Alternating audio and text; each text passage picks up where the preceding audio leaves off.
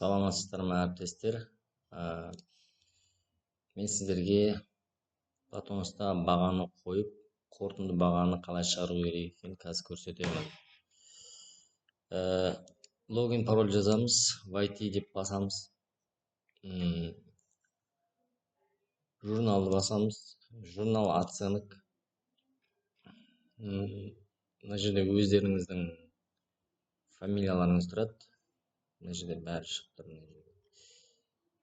Мысалға міне қан 24, қан 23 алайық. Осы журналды аламыз. Бұл семестр, бірінші семестрге. Бірінші оқу жылының жартыжылдығы. Енді мен сіздерге бірінші настройканы басамыз. Выборын устын деп басамыз, сохранить деп басамыз. Сосын мына жерде итоговые оценки осы жерден көруге болады. Сосын мына жерде лабораторный,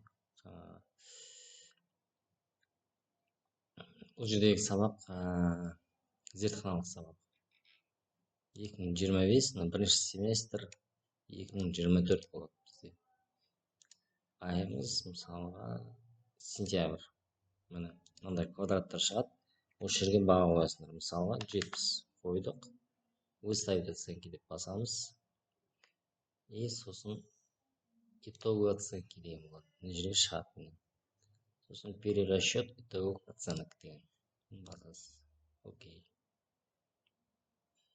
Күте тұрасыз. Сосын бұл кісіде зачет қана. Бұл зачет. Енді қазір басқасын көрсетейін. Журналды басамыз, қайта журналға бару үшін. Бірінші қан 24, бірінші курсты көрейін. Бірінші курста міне бұл жерде басасыз, семестр, бірінші семестр, шатастырмаңыздар осыны. Настройки басасыз. Сосын мына жерде выставляемая, рассчитываемая деген бар. Рассчитываемая қоясыз, мына қойылмай тұр. Алдын қойып қойған ғой. Сосын сохранить дейсіз. Сосын барасызда итоговые оценки. Ой, журналды басасыз. Журналды басасыз. Бірінші семестр, тағы да айтамын, 24-ші жыл. И сентябрь.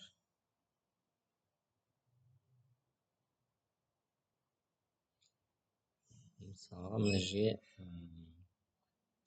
бірінші балаға қояйық. 75 деп. Бағамызда бағасын выставить оценки деп басамыз. Бұл бірінші семестр. Бірінші семестрде де толтыру керек, екінші семестрде де толтыру керек. И мына жерде итоговые оценки басасыз. Итоговые оценки мына жерде шығып тұрған жоқ, көрдіңіздер ме? Баға шығып тұр. Перерасчетты басасыз. Окей дейсіз. Сосын итоговая шығады қазір.